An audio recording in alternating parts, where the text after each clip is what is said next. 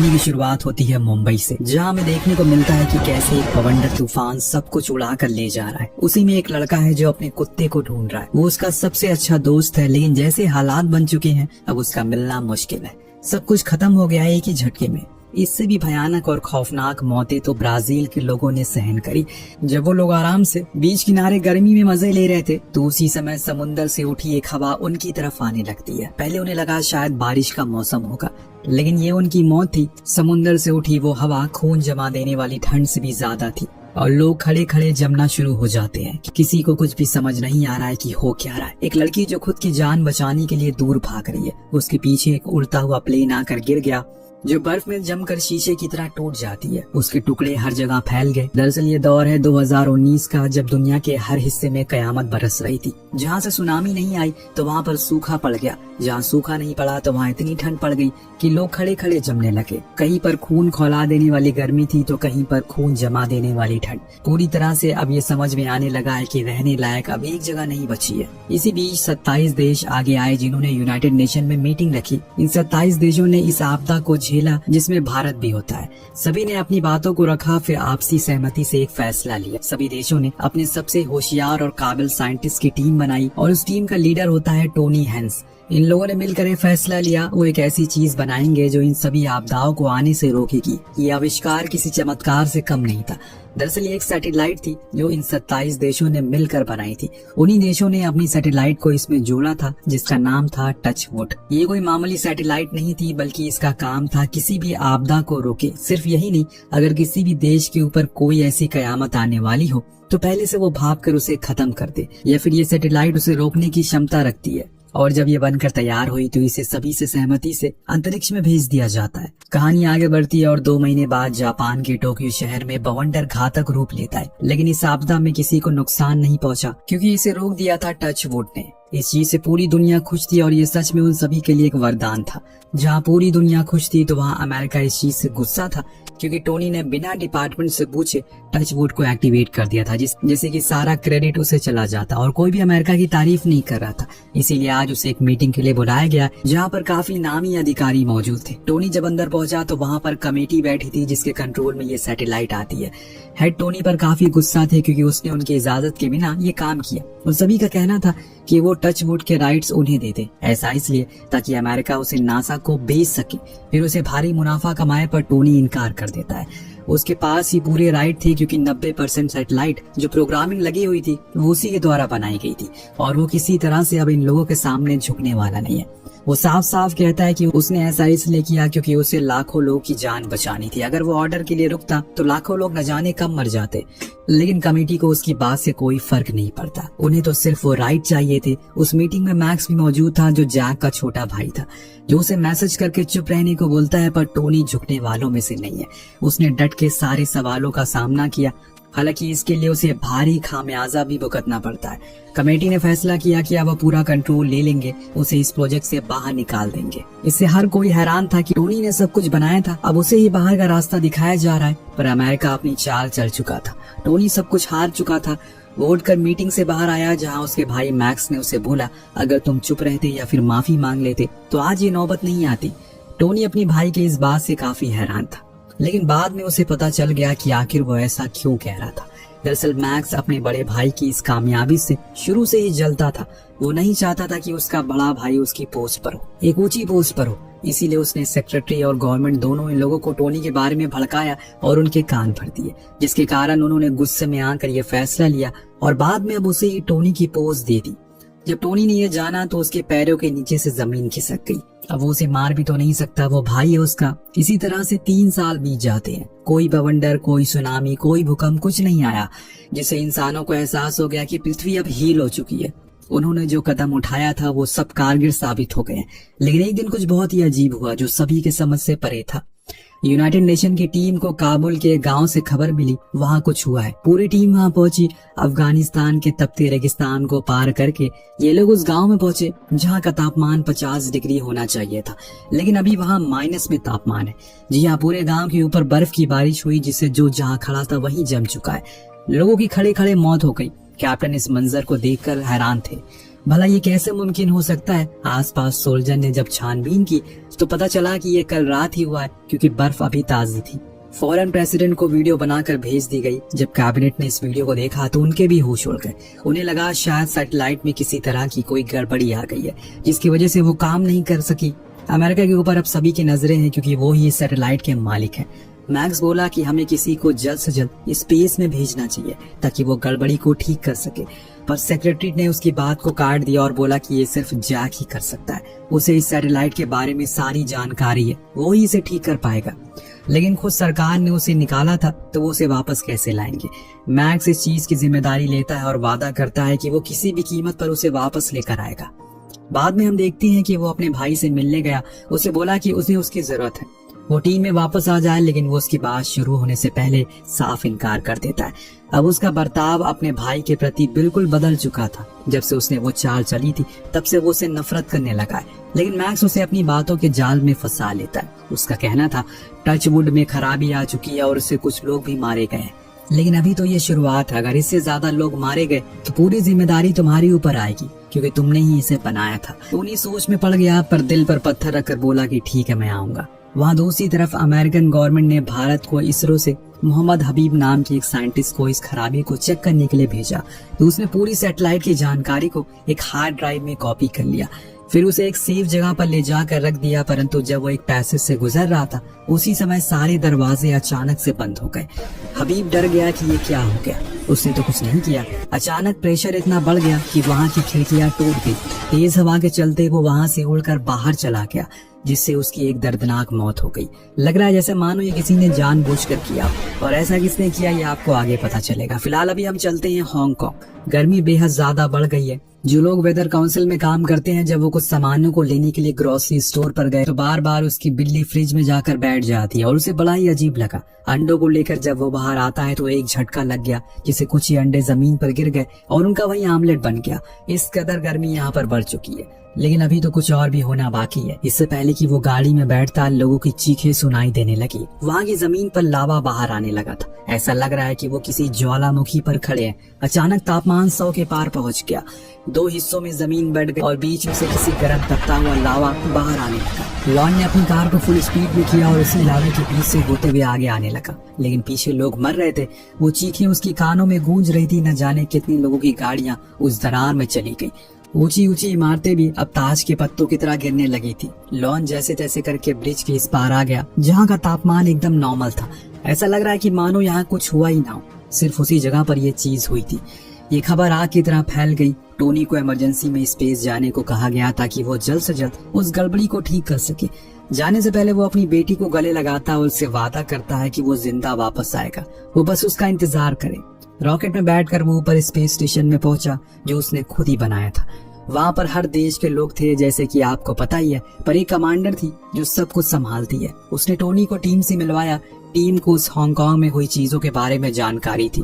उनका मानना था कि वो सिर्फ गैस पाइपलाइन के फटने से हुआ होगा, पर टोनी उसकी बात से सहमत नहीं था। जो चीज पाकिस्तान में बर्फ गिराने के पीछे थी, वही चीज हांगकांग में लावा उबलने के पीछे भी है। बस हमें उस चीज को ढूंढना होगा।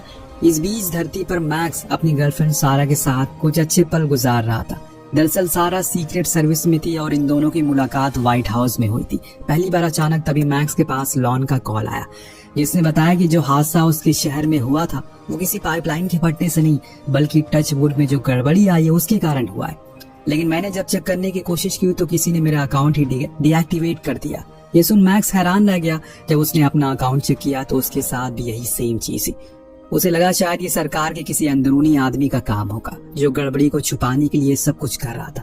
लॉन ने कहा कि अगर ऐसा है तो ये बहुत बड़ी भूल होगी सरकार की, क्योंकि अगर कुछ बहुत बड़ी गड़बड़ी हो गई तो जियो स्टॉर्म आ सकता है, जिसमें चाहे कोई कितनी भी पावरफुल बंकर में क्यों ना हो, वो जिंदा नहीं बचेगा, सब एक झटके में खत्म हो जाएगा।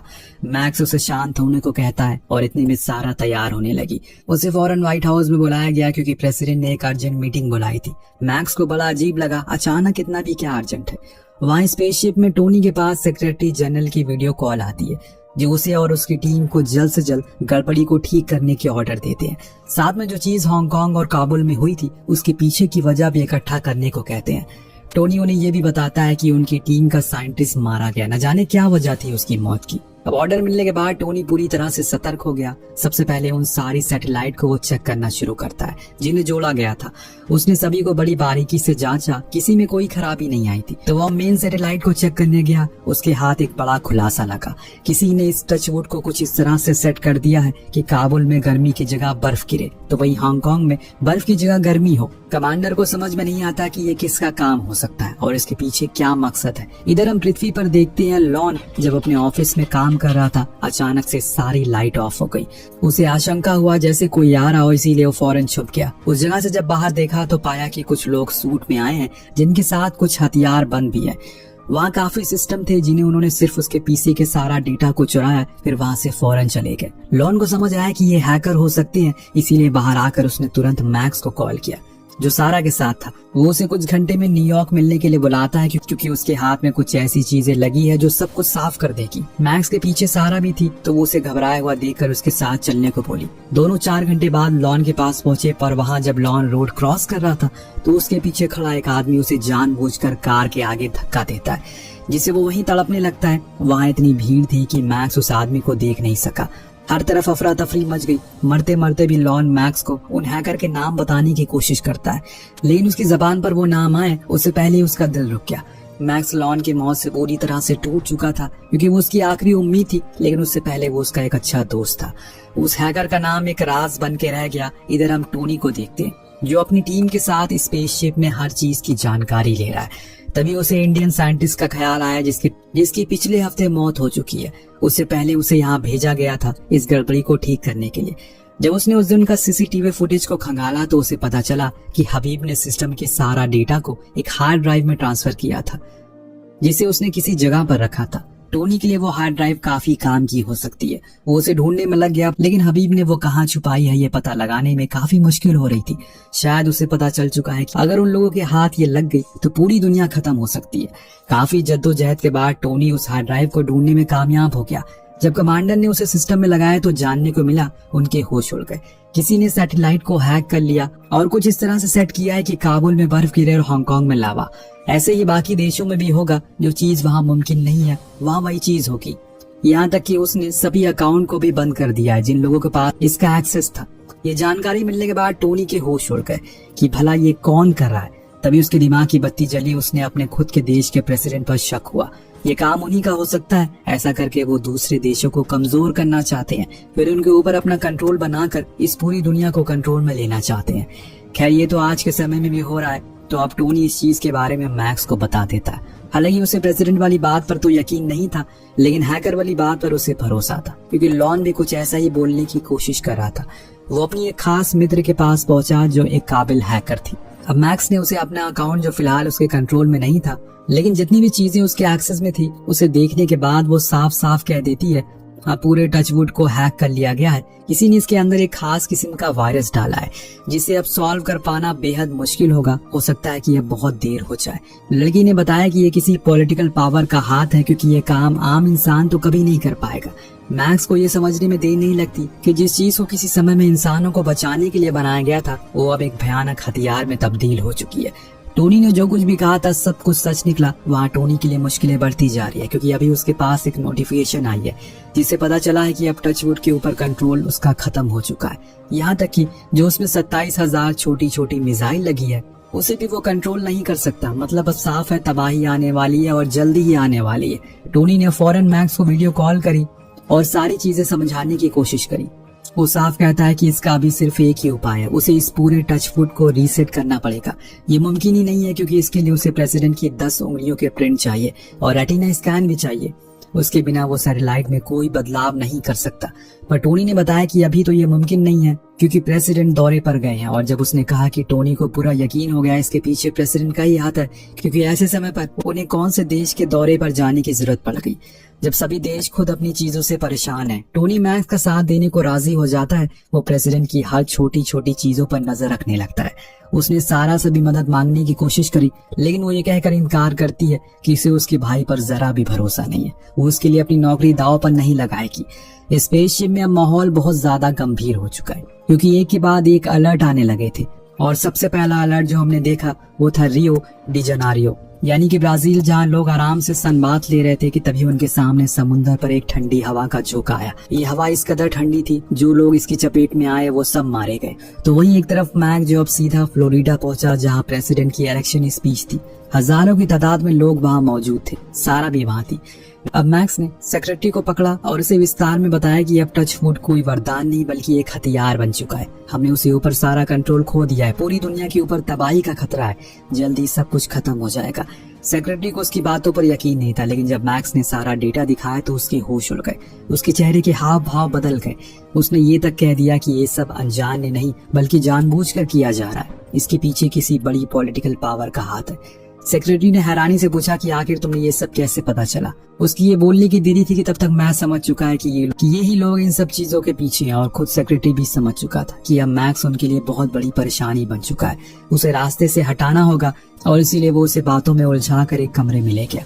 अब तक मैक्स भी समझ चुका था वो लोग उसे मार देंगे, इसलिए उसने बड़ी चालाकी से खुद के रूम में बंद कर लिया। सेक्रेटरी उस पर गोली मारता है, लेकिन वो रूम से तब तक बाहर आ चुका था, जब तक वो खुद थक कर वहाँ से चला ना गया। तो इधर सारा के पास मैक्स पहुंचा और उसे सारी सच बताई। कहा कि ये जो कुछ भी हो रहा है उसके पीछे प्रेसिडेंट नहीं, उनका सबसे करीबी आदमी है जो कि है सेक्रेटरी। वो किसी भी तरह करके प्रेसिडेंट को मारकर खुद उनकी कुर्सी पर बैठना चाहता है। अब सारा को यकीन हो जाता है, इसीलिए वो जाकर उस हॉल में हवाई फायरिंग करती है। जैसे कि पल भर में वहाँ का माहौल बदल गया। वो एक सीक्रेट सर्विस की ऊंची पोस्ट पर थी, इसीलिए उसकी सारी जिम्मेदारी थी प्रेसिडेंट की सेफ्टी। वो उन्हें वहाँ से बाहर निकालकर पार्किंग में खड़ी एक टैक्सी में बैठा देती है। उनके साथ मैक्स भी था। रास्ते में वो प्रेसिडेंट को सब कुछ बता देता है, जो जानकर वो खुद हैरान थे। इस बीच मौसम बड़ी तेजी से बदलने लगता है। आसमान में बिजलियां कड़क रही थी, जो इस बात का संकेत थी अब जियो स्टॉर्म आने वाला है, जो सब कुछ तबाह कर देगा। जब डेकॉन को पता चला कि मैक्स और सारा को लेकर भाग गया, तो उनका पीछा वो अपने आदमियों को लगा देता है। इधर टोनी मेन सैटेलाइट पर मौजूद जितने भी लोग होते हैं उन्हें जल्दी से दूसरी सैटेलाइट पर जाने को बोलता है, क्योंकि टचवुड अब किसी भी समय फट सकती है, क्योंकि उसने ऑटो जनरेट कर दिया है। तो अगर जियोस्टॉर्म जैसी कोई चीज आएगी तो टचवुड खुद ब खुद फट जाएगी। इस हलचल के दौरान उसे पता चल जाता है कि ये वायरस किसने डाला। ये काम इसी स्पेसशिप में मौजूद एक इजराइल साइंटिस्ट का था, जिसको डेकॉन ने $4 बिलियन दिए थे। ये काम करके तो टोनी फौरन उसके पास पहुंचा। उसे पता चल गया इसे सच पता है, इसीलिए उसने उसके ऊपर बंदूक तान दी। दोनों के बीच में लड़ाई होने लगती है। टोनी ने उससे पूछा कि भला तुमने क्या मिलेगा करोड़ों लोगों को मारकर। तो उसने कहा कि वो अपने देश के लिए कर रहा है, ताकि डेकॉन जब प्रेसिडेंट बने तो अमेरिका और इजराइल दोनों इस दुनिया पर मिलकर राज करे। अचानक तभी वहाँ एक खिड़की प्रेशर से फट जाती है और वो लड़का हबीब की तरह मारा जाता है। कमांडर को जब पता चला कि अब कोई चारा नहीं है, तो उसने टोनी से पृथ्वी पर चलने को कहा, ताकि वहां जाकर वो वहां के हालातों को ठीक कर सके। लेकिन टोनी ने कहा कि वो यहीं रुकेगा और इस टचवुड को ठीक करेगा। इसे उसने ही बनाया था, अब वो इसे ठीक कर रहेगा। तुम लोग जाओ। कमांडर अपनी पूरी टीम के साथ वहां से चली गई। इधर पृथ्वी पर डेकॉन अब अपने लोगों के साथ प्रेसिडेंट की कार के सामने आ गया था। उसका एक आदमी बंदूका लेकर तैयार था। इतने में पीछे से सारा आ गई। उसने डेकॉन को बंदी बना लिया। वहाँ प्रेसिडेंट अपनी पूरी फोर्स के साथ आते हैं और डेकॉन को मौत की सजा सुनाते हैं, क्योंकि उसने जो किया वो देशद्रोह था। इसके बाद मैक्स प्रेसिडेंट को लेकर वहाँ जाते हैं जहाँ टचवुड का सारा सिस्टम था। प्रेसिडेंट वहाँ अपनी रेटिना और अपने फिंगरप्रिंट स्कैन करते हैं, लेकिन तब मैक्स बताता है कि अब इसका कोई फायदा नहीं है। उसने खुलासा किया कि उसने इस सैटेलाइट को इस तरह से डिजाइन किया था कि अगर कोई बड़ा खतरा आएगा तो वो पहले ही ब्लास्ट हो जाएगी। तो अब वो 8 मिनट में ब्लास्ट हो जाएगी, परंतु एक परेशानी है, जियोस्टॉर्म अगले 4 मिनट में आएगा। कमांडर ने भी स्पेसशिप को नहीं छोड़ा। दोनों मिलकर टचवुड को ठीक करने में लग गए। लेकिन अब दुनिया में तबाही का मंजर चालू हो गया था। टोक्यो में बर्फ के गोले बरसने लगे थे। मुंबई में बवंडर आ रहा था जो सब कुछ उड़ा ले जाएगा। रशिया में अफगानिस्तान जैसी गर्मी पड़ने लगी, तो वहीं दुबई में भयानक सुनामी आने लगी। जहाँ पूरा रेगिस्तान था वहाँ पानी का सैलाब है। वहाँ ऊपर अंतरिक्ष में अब टचवुड पूरी तरह से टूटने लगी थी। टोनी और कमांडर फौरन एक कैप्सूल में बैठकर दूर हो जाते हैं, जिनके दूर जाते ही पूरी सैटेलाइट ब्लास्ट हो जाती है। पृथ्वी पर मौजूद सभी को लगता है कि वो मारा गया, लेकिन वो अर्थ के करीब आ रहा था। टचवुड के फटते ही जियोस्टॉर्म रुक जाता है। पानी अपने आप घटने लगते हैं। मुंबई में बवंडर रुक गया और उस लड़के को उसका वो कुत्ता भी मिल गया। ब्राजील में भी चीजें शांत हो जाती है। ये सब कुछ उस वायरस के कारण हुआ था, जिसके कारण वातावरण में छेड़छाड़ हुई थी। लेकिन अब सब ठीक हो चुका है। लोग खुश थे क्योंकि वो बच गए। टोनी भी उस कैप्सूल की मदद से धरती पर वापस आया, जिसे देखकर हर कोई खुश था। प्रेसिडेंट उसे दोबारा से हेड बना देते हैं। अपने भाई को जिंदा देखकर मैक्स बहुत खुश होता है। उसे गले लेकर अपनी सारी गलतियों की माफी मांगता है। टोनी ने प्रेसिडेंट से भी माफी मांगी कि उसने उस पर शक किया। कहानी इसी दिश के साथ खत्म हो जाती है। दोस्तों आज नहीं तो कल कभी न कभी कयामत आएगी और तब ना ही इसे अमेरिका रोक पाएगा और ना ही भारत। चाहे कितनी भी ताकतवर इंसान क्यों ना हो, मौत उसके दरवाजे पर दस्तक जरूर देगी। तब तक के लिए अपने कर्मों को सुधारना है ताकि मरने के बाद ज्यादा तकलीफ ना हो आपको।